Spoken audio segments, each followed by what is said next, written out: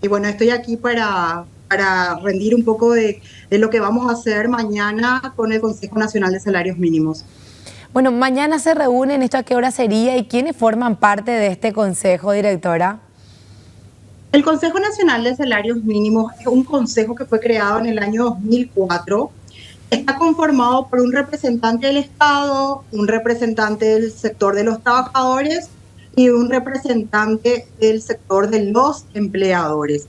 Tenemos que reconocer que este consejo se rige por ciertas normas que rigen desde el 2016, una ley que derogó y modificó algunos artículos del Código Laboral y bueno, y estableció que para los reajustes de los salarios mínimos se va a tomar en cuenta la variación interanual de los índices de precios del consumidor, que está a cargo esa determinación del Banco Central del Paraguay.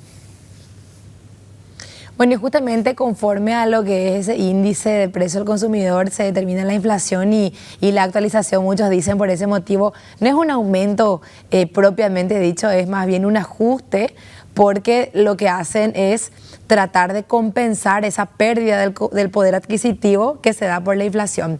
Y entonces allí la siguiente pregunta, directora, ¿a cuántos trabajadores y trabajadoras finalmente alcanza este salario mínimo? Y lo otro, ¿cuántas personas quedan fuera? Tenemos un universo de asalariados de más o menos 1.500.000 personas y de ese universo 300.000 personas entre aquellos que trabajan en el sector empresarial y también aquellos que prestan servicio doméstico, estaría impactando el reajuste del salario mínimo a prácticamente 300.000 personas. Es cierto que tenemos trabajadores que ganan menos del salario mínimo, que muchos están en la informalidad, pero también tenemos otras regulaciones laborales que permiten por única vez que ciertos contratos de trabajo tengan como salario el 60% del salario mínimo, como es el caso de los contratos de aprendizaje. Y también tenemos aquellos que tienen una jornada laboral flexible, en el cual tienen menos horas de trabajo y bueno, y el salario se paga por hora. Bueno, y en este caso, dentro de la estructura del Estado, ¿hay todavía instituciones que siguen pagando sueldo mínimo y que, digamos, no estén en esas excepciones que acabas de mencionar, directora? Porque muchas veces también se cuestiona esto. Bueno, el Estado siempre está controlando a las empresas privadas, pero ¿qué hay de esas instituciones estatales que quizás no estén cumpliendo? El Consejo Nacional de Salarios Mínimos tiene bajo sus funciones solamente regular el salario del sector privado. Nosotros no intervenimos en el sector público. Por eso los representantes de los sindicatos y también los representantes del empleador son elegidos por sus gremios. Y en el caso de la Dirección de Trabajo que preside el CONASAM, se basa justamente por la protección de los derechos laborales que hace el Ministerio del Trabajo.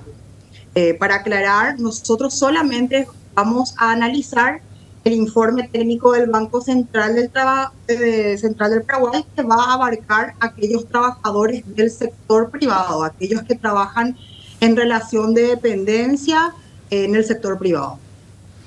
Bueno, y este año estos 130.000 más o menos que estaría ajustándose, directora, del salario mínimo, haría que suba a cuánto este sueldo base que tenemos. De las actividades diversas, que hoy en día su salario mínimo es de 2.550.307, se le debería reajustar un 5,1%, que elevaría más o menos a 2.680.000 guaraníes el salario mínimo, independientemente al aporte de la seguridad social, en lo cual tanto las micros o pequeñas empresas que pagan salario mínimo van a tener que tener en cuenta también los 400.000 guaraníes que deben abonar al régimen de la seguridad social. ¿Y el jornal diario? Estaría más de los 100.000 guaraníes. Bueno, y por último, directora, también dentro de lo que es a veces plantear algo distinto a la normativa, la gente dice, hoy el sueldo mínimo no alcanza, no es un sueldo digno, y sabemos que se toma como referencia un dato duro, objetivo, que es el índice de inflación. Ahora bien, como sabemos que la gente que gana sueldo mínimo, finalmente, gente del sector económico bajo, ¿podría analizarse o en qué instancia se debería plantear eso? Que en vez de tomarse la inflación general, se tome, por ejemplo, la inflación del sector, no sé, alimentos, o de sectores de consumo bien específico de ese rubro o de ese segmento también de personas que ganan el sueldo mínimo, considerando que la gente que gana sueldo mínimo destina casi todo su salario a lo que es el consumo. El salario mínimo tiene una connotación muy importante dentro de los países que prácticamente constituye una protección por parte del Estado, en este caso en el ámbito laboral.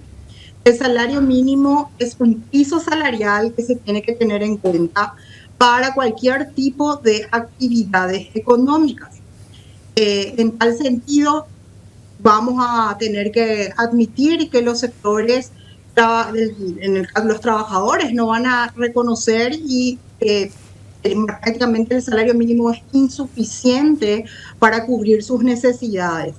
Pero en ese sentido, como el salario mínimo es de aplicación según los datos estadísticos que nosotros tenemos a nivel estatal, el Instituto Nacional de Estadística, el sistema de salarios mínimos se aplica a los sectores vulnerables del país. Y es ahí donde el Estado, a través de sus órganos, tiene que relacionarse y tratar de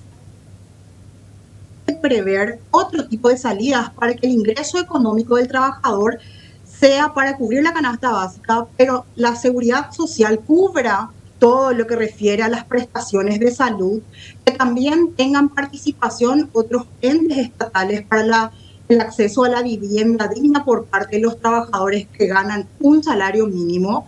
Y bueno, y entonces hay muchas salidas o muchas políticas públicas que se pueden seguir implementando a los efectos de que aquellos que ganan un salario mínimo puedan vivir dignamente, como lo dijiste.